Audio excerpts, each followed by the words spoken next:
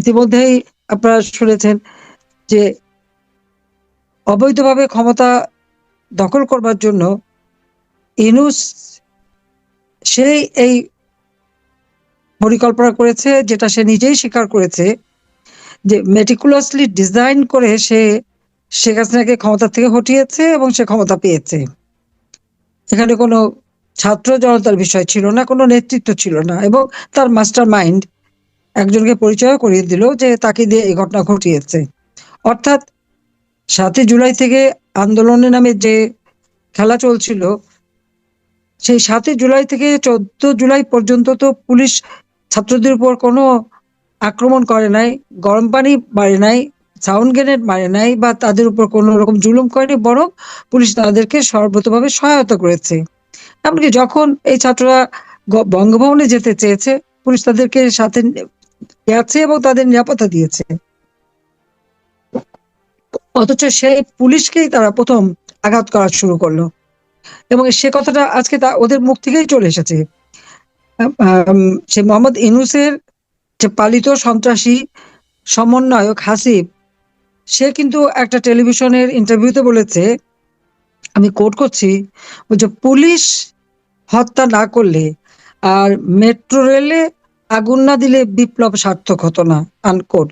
তার মানে এই পুলিশ যে তারা হত্যা করেছে, এটা কিন্তু পরিকল্পিতভাবেই হত্যা করেছে। এবং মেট্রো রেল সহ বিভিন্ন প্রতিষ্ঠানে যে আগুন দেওয়া এবং লাশ ফেলা, এবং তাদের আন্দোলনের মধ্যে যতগুলি লাশ পড়েছে, সেগুলি যদি এখন কবর থেকে বের করে পোস্টমর্টম করা যায়, দেখা যাবে এখানে পুলিশ গুলি করে নাই, সেনাবাহিনী গুলি করে নাই, র্যাব গুলি করে নাই, বিজিবি গুলি করে নাই। সেখানে এমন এক রাইফেল ব্যবহার করা হয়েছে, বুলেট ব্যবহার করা হয়েছে, যে বুলেট, সেটা ইউনূসের যে উপদেষ্টা স্বরাষ্ট্র মন্ত্রণালয়ের দায়িত্বে ছিলেন সাখাওয়াত সাহেব, তিনি নিজেই একজন সেনাবাহিনীর লোক, কাজী অফিসার, তিনি জানেন, এবং তিনি সেই বুলেট থেকে বলেছেন এটা 7.62 বুলেট, এই বুলেট পুলিশ ব্যবহার করে না বা আমাদের কেউ ব্যবহার করে না। কাজে সেই গুলিতেই তারা মারা গেছে। এবং যখন এটা মিছিলের মধ্যে তারা ছিল, সেখানে কোন পুলিশ ছিল অনেক,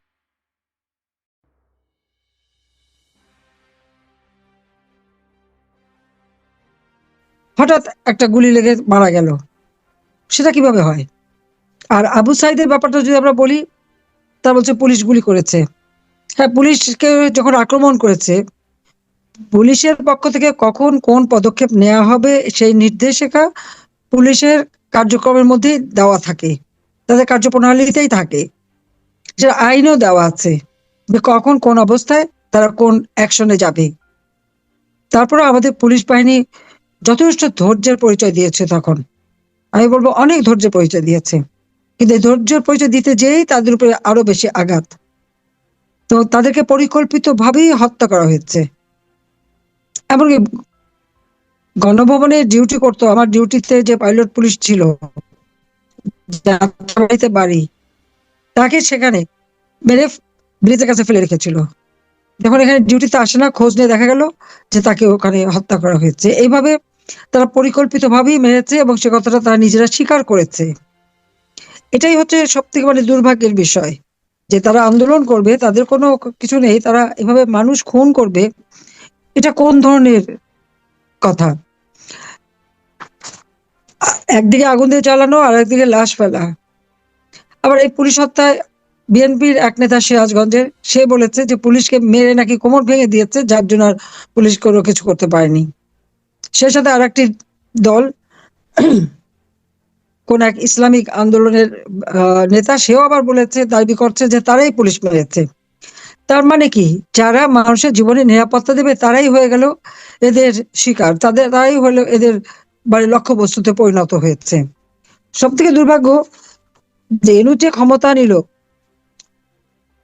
15 তারিখের থেকে যারা যে ধ্বংসযজ্ঞ শুরু করে দিল এই ছাত্ররা, সমন্বয়করা, এবং বিভিন্ন জায়গায় তারা জ্বালাও পোড়াও, অগ্নিসন্ত্রাস, থানা আগুন দেওয়া, লুটপাট, বাড়ি ঘরে আগুন দেওয়া, ব্যাপকভাবে যখন শুরু করে দিল, পুলিশের উপর যখন আক্রমণ শুরু করে দিল, এরপর থেকে তো এই ঘটনা চলতেই থাকলো।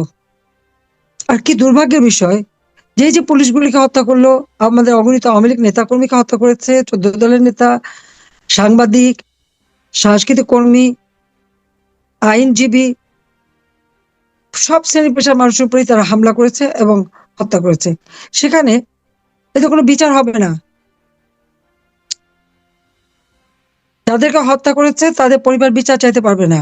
এদের দায় মুক্তি দেওয়া হয়েছে। দায় মুক্তি কেন দেওয়া হলো? যদি কেউ অন্যায় করে তার তো বিচার হতে হবে, তদন্ত হতে হবে। যখন 6 জন মারা গেল, আমি তখন বিচার বিভাগীয় তদন্ত কমিটি করে দিলাম, এবং সেই তদন্ত কমিটি কিন্তু কাজও শুরু করলো। কিন্তু ইউনূস ক্ষমতা আসার পরে সে তদন্ত কমিটির কাজ বন্ধ করে দিল। কিন্তু সে ক্ষমতায় এসে কি বললো? এই 8ই আগস্ট ইউনূস বক্তব্য দিয়েছে যে আমি আমি কোট করছি, সে বলেছে, আমি সকলকে শান্ত থাকতে বলেছি, ভায়োলেন্স আমাদের এনিমি। ছাত্রদের, রাজনীতিবিদদের সবাইকে শান্ত থাকতে বলেছি, আনকোট। তার মানে উনি সবাইকে শান্ত থাকতে বলেন, আর এদিকে তারা খুন খারাপি অব্যাহত রেখে যায়। 14 জুলাই থেকে 8ই আগস্ট পর্যন্ত হত্যাকাণ্ড ঘটেছে, সে একবার বলল যে এই হত্যাকাণ্ডের সঙ্গে যারা জড়িত তাদের বিচার হবে, সে কথা কিন্তু সে বলে নাই। উনি খুব ভালো মানুষ সেজে সকলকে বেশ সবক দিলেন, শান্ত থাকতে বলেছে। উনি শান্ত থাকতে বলেন আর তার এই সন্ত্রাসী গ্রুপ হত্যাকাণ্ড চালিয়ে যায়। 15ই জুলাই থেকে যারা এই সমস্ত ঘটনা ঘটালো তাদের যে বিচার করা হবে সে কথা কিন্তু সে একবারও বলে নাই। অথচ আবার 8ই অক্টোবর 2024 সে কি বলল? বললো যে হত্যা ও মব জাস্টিস থামাতে পারা যাবে না। কেন থামাতে পারবেন না? যখন ক্ষমতা নিয়েছেন তখন অবশ্যই এই ধরনের অবিচার, অন্যায় বা কেউ যদি আইন হাতে তুলে নেয় তাহলে থামানোর দায়িত্ব তো আপনার। অবশ্য উনি আবার এটাও বলছিলেন যে উনি রাষ্ট্র চালাতে ব্যর্থ, উনি তার কোনো অভিজ্ঞতা নাই, তিনি রাষ্ট্র চালাতে পারেন না। সে কথাটা তিনি অনেক আগেই বলেছিলেন। তো আমার কথা হচ্ছে যে যারা এক একটা কথা বলবে, নিজের ব্যর্থতা নিজেই স্বীকার করেছে যে তার দেশ চালাবার যোগ্যতা নাই, তাহলে সে ক্ষমতা আঁকড়ে ধরে রাখার জন্য মানুষ খুন করছে কেন? একটার পর একটা প্রতিষ্ঠান ধ্বংস করছে কেন? আগুন দিচ্ছে কেন? এই ছেলে মেয়েদের ব্যবহার করে তাদেরকে দিয়ে এই ধরনের অপরাধী কাজ করাচ্ছে কিসের জন্য? আইন এদের হাতে তুলে নিতে চাচ্ছে কেন? এখানে চিফ জাস্টিসের বাড়ি, উচ্চ আদালত থেকে শুরু করে নির্বাচন কমিশন, মানবাধিকার কমিশন, পাবলিক সার্ভিস কমিশন, এমন কোনো জায়গা নাই এরা সেখানে এই সন্ত্রাসী কর্মকাণ্ড না ঘটেছে আর তাদেরকে পদত্যাগে বাধ্য করেছে। এটা কি করে হয় যে একটা বিচার বিভাগের উপরে ছাত্র নামধারীরা যে হামলা করবে আর প্রধান বিচারপতি সহ বিচারপতিদের পদত্যাগ করতে বাধ্য করে নতুন ভাবে করবে? এটা কি ধরনের কাজ? একটা রাষ্ট্র পরিচালনার ক্ষেত্রে আইনসভা, বিচার বিভাগ এবং নির্বাহী বিভাগ, এই তিনটার সমন্বয়ে রাষ্ট্র পরিচালিত হয়। কিন্তু আমরা দেখলাম হেনু সাহেব কি বলছেন, উনি তো দেশ চালাতে ব্যর্থ, সেটা নিজেই বলেছেন, তার যোগ্যতা নাই। আর তার এই অযোগ্যতার ফলাফলটা কি? উচ্চ আদালতে হামলা, সংসদ ভবনে হামলা, এক্সিকিউটিভ অর্থাৎ আমাদের সচিবালয়ে আগুন, আর গণভবন তো আগুন, লুটপাট। এটা তো পরিকল্পিতভাবে।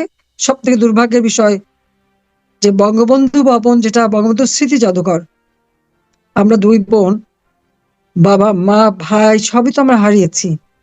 ওই বাড়িতেই সবাইকে নির্মমভাবে হত্যা করা হয়েছে। সেই রক্তের দাগ তো এখনো ছিল ওই বাড়িতে, সেই বুলেটের ক্ষত চিহ্ন ওই বাড়িটাই বহন করে যাচ্ছিল।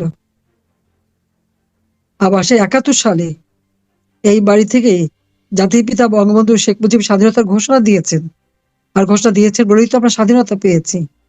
আমরা দুই বোন তো 75 এই হত্যাকাণ্ডের পর এই বাড়ি আমরা তো ভোগ দখল করিনি, আমরা জনতাকে দিয়ে দিয়েছিলাম। বঙ্গবন্ধু মেমোরিয়াল ট্রাস্ট করে এই সম্পত্তি জনগণকে দান করেছিলাম।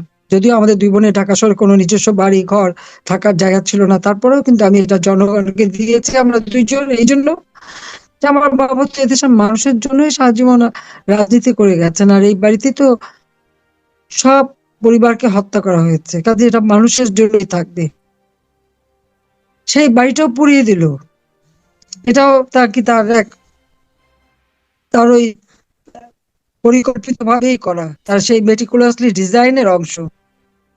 কাজে আজকে পুলিশের উপর যে জুলুম অত্যাচার বা সাধারণ মানুষের উপরে যে জুলুম অত্যাচার, এটা আসলে কোনো মানুষ সহ্য করতে পারে না। যারা আপনজনকে হারিয়েছে তারা বোঝে এই কষ্টটা কি। আজকে আমার প্রশ্ন, যিনি ক্ষমতা দখল করলেন তার কাছে, যে সেই 6 মাস পর্যন্ত ক্ষমতায়, অথচ এখনো দেশের মানুষের জীবনে নিরাপত্তা দিতে পারছেন না।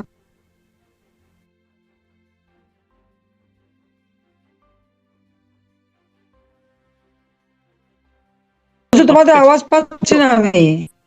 জি, আমাদের কথা শুনতে পাচ্ছেন না? হ্যালো,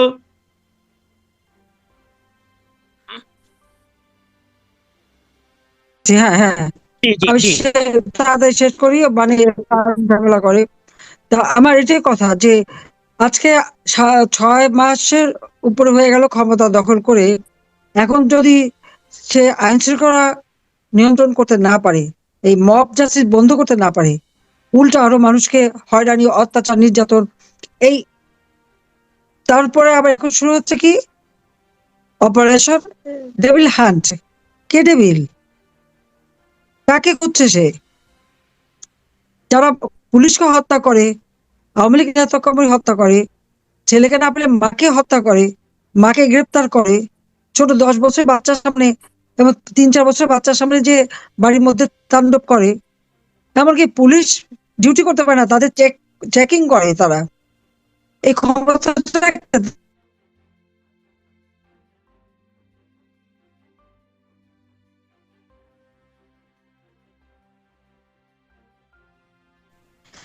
আমরা যে বাজেট দিয়ে এসছি, বয়স্ক ভাতা, বিধবা ভাতা থেকে শুরু করে সবকিছু বন্ধ, এমনকি আশ্রম প্রকল্পের ঘরগুলি ভেঙে দিচ্ছে। এই অবস্থা, চরম অরাজকতা দেশে চলছে, মানুষের কোনো নিরাপত্তা নাই। আর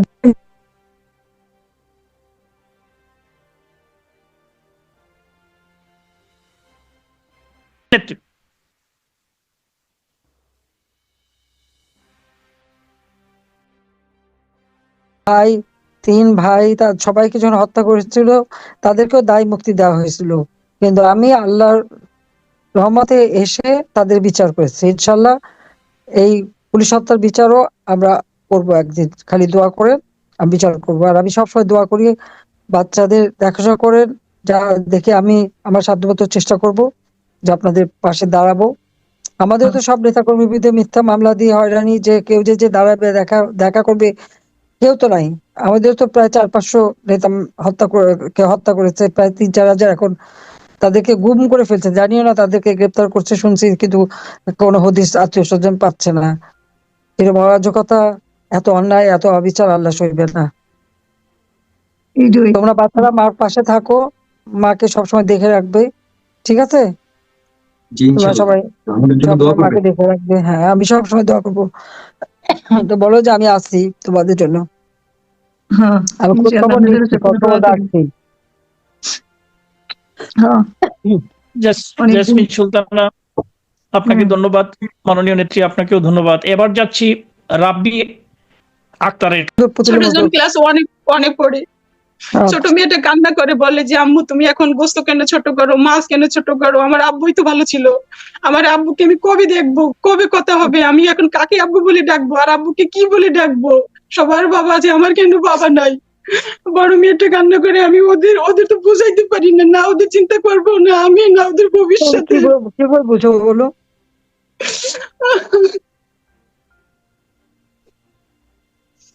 কি সর্বনাশ করে দিল, কত মানুষের জীবনে সর্বনাশ করে দিল।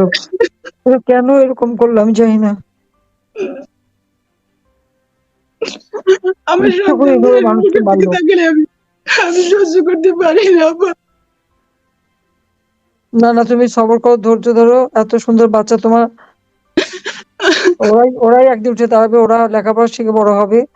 আর অবশ্যই আমি আমি আসি, যা লাগে পড়াশোনা সব অবশ্যই আমি একদিন আমি আসবো এবং আমি দেখবো। ওরা তো আমারও মেরে ফেলতে চাইছিল কোনো মতে, কেন আল্লাহ কিভাবে বাঁচালো, বারবারই তো বাঁচায় দিচ্ছে। সেই 21শে আগস্ট গ্রেনেড হামলা থেকে, কোটলিপার কি বিশাল বোমপুত্র, সেখান থেকে খোদা তো বাঁচায় রাখে। তা আল্লাহ যখন বাঁচায় রাখছে আমাকে, আমাকে যে বাঁচিয়ে রাখলো, আমার তো মনে হয় আমার হাত থেকে নিশ্চয় কোনো একটা ভালো কাজ আল্লাহ করায় নেবে আমাকে দিয়ে। সেই জন্য আল্লাহ আমাদেরকে বাঁচালো। কাজে ইনশাল্লাহ হ্যাঁ, আমি আমি দোয়া তোমাদের জন্য করি যা আপনি যা যেখানে লাগবে থাকেন দেখবো। ভালো থাকেন, সব সময় আপনার জন্য আমার আমি দোয়া আছি থাকবে। আছি বাবা, সবসময় তোমাদের জন্য চিন্তা করি। এই জন্য আমি আমাদের পার্টির লোক বলছিলাম তোমাদের সাথে যোগাযোগ করতে, কে কোথায় আছে একটু খোঁজ নিতে। আমি তো বুঝি, কারণ আমরা তো এরকম সেই 75 সালে যখন সব হারালাম, দুই বোন আমরা, সেই এতিম এসি হয়ে গেলাম, না ঘর না বাড়ি না নিজের দেশ। আবার এখন সবকিছু ভেঙে গুড়িয়ে শেষ। এমনকি আমার স্বামীর বাসাটা সেটাও ভেঙে দিছে, রান্নার বাসাটা সেটাও লুট করে নিয়ে গেছে, আগুন দিয়ে সব পোড়ানো এবং ইট টিটও খুলে নিয়ে চলে গেছে। তোমাদের মতো আমাদেরও কোনো থাকার জায়গা নেই, কিচ্ছু নাই। তারপরেও মানুষের যে কষ্ট, সেই কষ্টটাই আমি দেখি। আমাদের দিন তো চলে যায়, কিন্তু এই যে তোমাদেরকে এইভাবে একটা মানুষকে পিঠে মারা কি সোজা কথা? এরা কি অমানুষ? এদের মধ্যে মনুষ্যত্ব বোধ নাই? ওটাকে আল্লাহ এমন এদের ভাবে বিচার মারছে, করবে, আল্লাহ দাঁত এদের গুলো, বিচার করবে। মুখটা পুরো এই বিকৃত করে ফেলেছে, দাঁত দাঁত উঠে ফেলেছে, আবার দেখা যায় না। আমার মেয়ে, ছোট মেয়েটা তো বাবাকে দেখতেই ভয় পায়, বলে কি ছবিটা সরাও মামনি, আমি দেখতে চাই না। না না না, আমি সব ছবি দেখছি তো, আমি লাস্টটা দেখছি, এটা প্রতিবাদও করছি। আমি তো এনকোয়ারি কমিটিও করে দিয়েছিলাম। আমি জজ সাহেবরে দিয়ে কমিটি করছিলাম যে যাদের মারছে এগুলি তো ইনকোয়ারি করা হোক। সে তো কাজ করতে দেয়নি। যে এখন যে ক্ষমতা আছে ইউনূস তো এই ইনকোয়ারি করতে দেয়নি, বন্ধ করে দিচ্ছে এবং তাদেরকে মাফ করে দিচ্ছে, দায় মুক্তি দিয়ে দিচ্ছে, এদের বিচার হবে না। এটা কথা হলো নাকি? এই দায় মুক্তি সে দেয় কে? সে কিভাবে? সে তো জোর করে ক্ষমতা দখল করছে, অস্ত্র দিয়ে অর্থ দিয়ে ক্ষমতা দখল করে বসে এদেরকে সব মাফ করে দেয়। তাকে যে পুলিশ মারে মানুষ মারে তাকে ক্ষমতা আনছে, এটাই তাতেই সে খুশি। কাজে এদের আর বিচার করবে না, কিন্তু বিচার হবে। আমি তোমাদের বললাম, আল্লাহ ইচ্ছে বিচার হবে। আমার বাবা মা ভাই বোনদের যারা হত্যা করছে তাদেরও দায় মুক্তি দিচ্ছিল, কিন্তু আমি দেশে ফিরে এসে আইন করে তাদের বিচার করছি। ইনশাল্লাহ এই হত্যারও বিচার আমি করব, আমি তোমাদের কথা দিলাম। দোয়া করি। আমি আর বিচার আপনি করবো। আমার জন্য একটু ব্যবস্থা করবেন। সবার হয়তো বাড়ি আমি গাড়ি থাকার জায়গা আছে, আমি কিন্তু আমি আমার অবশ্যই করবো, নিশ্চয়ই করবো। আমার দেশের বাড়িতে একটু ঘরও নাই আপা, আমার মনে অনেক কষ্ট আপা, অনেক কোথায় যন্ত্রণা বাড়ি, আপা। কোথায় দেশের কোন কোথায় বাড়ি কোথায়? গোপালগঞ্জ আপা। গোপালগঞ্জে? জি, কোন জায়গা? গোপীনাথপুর। ও গোপাল, আচ্ছা। হ্যাঁ, ঠিক আছে, আমি খবর হ্যাঁ, নেবো, আমি তো আমি মানে, খবর নেবো ওই দেখে। হ্যাঁ, হ্যাঁ, জি জি। আমাদের লোকজন, পার্টির লোকরা তো কেউ ঘরে থাকতে পারে না, তাদের ব্যবসা বাণিজ্য বন্ধ, ঘর বাড়ি পোড়ায় দিচ্ছে সব। যে অত্যাচার তা তো সীমাহীন। তারপরেও আমি ওদেরকে বলবো খোঁজ নিতে, খবর নেবে নেবে সবাই, চিন্তা করো না। আমি যখন বেঁচে আছি, হ্যাঁ আমি আপা, থাকলে এগুলো করবো। আমার বাসায় অলরেডি কিছুদিন আগে এই সাংবাদিকরা গিয়েছিল যে আমার ঘর হ্যাঁ, খুঁজে পাইনি ইন্টারভিউ নেওয়ার জন্য। পরে আমি আর কি আমাদের পুলিশ সদস্য ভাইদের সাথে যোগাযোগ করছি যে আমি ইন্টারভিউ দিতে চাই না। যখন আমার পাশে দরকার ছিল ওই সাংবাদিকদের, যে ওরা যদি ছবিগুলো পোস্ট করতো হাজারো বোন তার স্বামীকে ফিরে পাইতো, এখন আমাদের পাশে সাংবাদিক প্রয়োজন নাই। আমি ইন্টারভিউ দিতে চাইনি। আমি আমাদের কল্যাণ সমিতিতে জানাইছি বা পুলিশ ভাইদের, পরে বলছে যে হ্যাঁ, আপনি আপনি যদি না চান তাহলে আপনি বলবেন যে না, আমি এখন আপাতত কিছু বলতে চাই না, আপনাদের যা প্রয়োজন হয় আমাদের কমিটি আছে সেখানে গিয়ে আপনারা জানতে পারেন। তা আমি চাইনি অলরেডি তারা মানে, তারপরও আমার গ্রামের বাড়িতে গিয়ে খোঁজ নিচ্ছে মানে আমাকে আছে না না আছে ইন্টারভিউ নেওয়ার জন্য। কিন্তু আমার তো কিছুই নাই, আমার স্বামীর কোনো ঘর খুঁজে পাইনি। পরে আমি বললাম আপনারা, আমি না বলা সত্ত্বেও কেন গিয়েছেন? পরে বললো যে আপা আসছিলাম, ভাইয়ের কবর জিয়ারত করলাম। কিন্তু মানে দেখলো যে আমার তো কোনো একটা ঘর, একটা দুচলা, যে আমার সন্তানকে নিয়ে আমি দাঁড়াবো আপা, সেই ব্যবস্থাও সে করে যায়নি। আমি কি করব? আমি তো সেই চিন্তায় সব সময় অসুস্থ হয়ে থাকি আপা। আমার সব আছে, আমার কিছু নাই। আমি যদি এখন মরে যাই, আমার এই 3টে সন্তান সাগরের ভিতরে ডুবে মরবে, কেউ তখন ওদের পাশে থাকবে না। আজ আমার স্বামীকে হারাইছি, আমার ওদিকে স্বজনরা সবাই মুখ ফিরিয়ে নেয়, অর্ধেক মানুষ আমার থেকে মুখ ফিরিয়ে এনেছে। আমার একটা ভাসুর থেকে বিদেশে, সেও যোগাযোগ করে না। সবাই মানে যখন সে বেঁচে ছিল সবাই ছিল, এখন তার পাশে কেউ নাই, তার সন্তানদের খোঁজ নেয় না। আর আমি যখন মরে যাবো আমার 3টে সন্তান তো একদম শ্যাওলার মতো ভেসে বেড়াবে। না না, তোমার বেঁচে থাকতে হবে তো, বাচ্চাদের জন্য বেঁচে থাকতে হবে, আর ধৈর্য ধরতে হবে, মনে সাহস রাখতে হবে। ঠিক আছে? তো আমার দোয়া নিও। আছে, আমি ঠিক আছি আছে। তো তোমাদের, আমি অবশ্যই আমি দেখবো কতটুকু কি করতে পারি, করবো আমি। যদিও আমাদের সবকিছু জ্বালায় পড়ায় শেষ করে দিছে, ব্যাংক ট্যাঙ্ক সব বন্ধ, কোনো কিছু করার উপায় নেই, সব বন্ধ করে দিচ্ছে। আমরা একটা ট্রাস্ট করছিলাম, সেখান থেকে সবাইকে সাহায্য করতাম, সেটাও বন্ধ করে দিচ্ছে। তারপরে ইনশাল্লাহ আল্লাহ যখন বাঁচা রাখছে, আমি দেখবো, তোমাদের চিন্তা করো না। আছি, আমি আছি। আচ্ছা, আমি চাই আমার সন্তানদের ভালো থাকার জন্য ভালো পরিবেশে আপনি আপনারা গোপালগঞ্জে ওদের একটা থাকার ব্যবস্থা করে দেবেন, এই হ্যাঁ, আবাদিওটা করবো, আপনার কাছে থাকবে। নিশ্চয়ই আমি করবো। ঠিক আছে, চিন্তা আহ, করো না। ঠিক আছে আপা।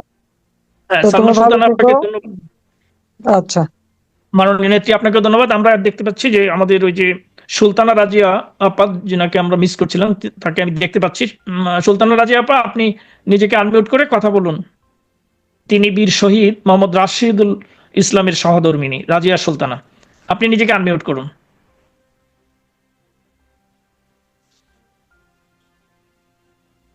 সুলতানা রাজিয়া, জি বলুন।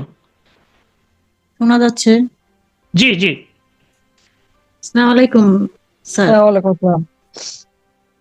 আমি কি বলে শুরু করবো আমি বলতে পারছি না, তাহলে এতটুকুই বলবো যে এই পৃথিবীতে আমি নিঃস্ব হয়ে গেছি, আমার বলার ভাষা নেই। জোর করে এইভাবে হত্যাকাণ্ড করে আমি একা পড়ে আছি, কি করব বলেন?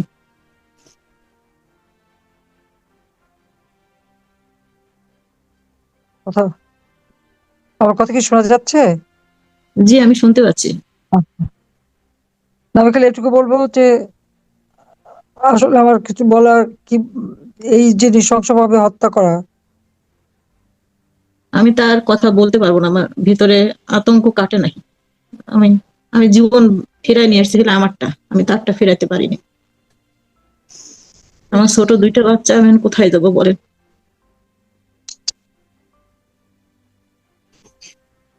বাচ্চারা আমার কোথায়? বাচ্চা, আমি তাকে কি নিয়ে ভবিষ্যৎ গড়ে দেবো বলেন?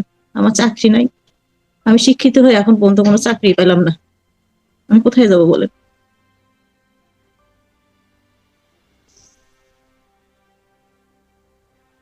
আমি আসি, নিশ্চয় আমি দেখবো তোমাদের। বাচ্চারা কোথায়? আছে, কাছে আছে? না, আমার কাছে নেই। ওরা ও, ওরা একদম চুপ হয়ে গেছে, আমার চঞ্চল বাচ্চা দুইটা একদম শেষ।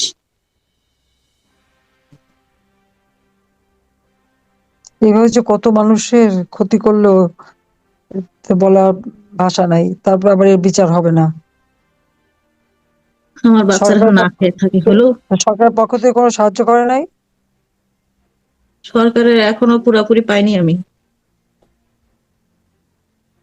তো কাল ভোরে তো বলতেছে যে কত বলে শহীদদের সবাইকে টাকা দিচ্ছে, কি দিচ্ছে, কত টাকা তুলছে।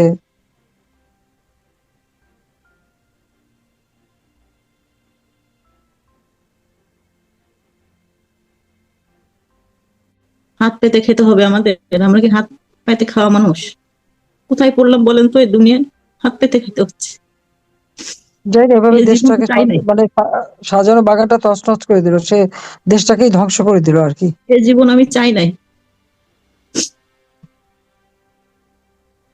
তোমার বাড়ি কোথায়, বাবা মা কোথায়? আমার বাবা, আমার হাজবেন্ডের যেদিন দাফন করেছে একদিন পরে আমার বাবা মারা গেছে। ইস, মানে এই শোকটা নিতে পারে নাই। আমার সব দিকই শেষ, আমার কোনো জায়গায় জায়গা নেই, সব শেষ। আমরা আছি, আমরা আছি তোমার কাছে, তুমি চিন্তা করো না।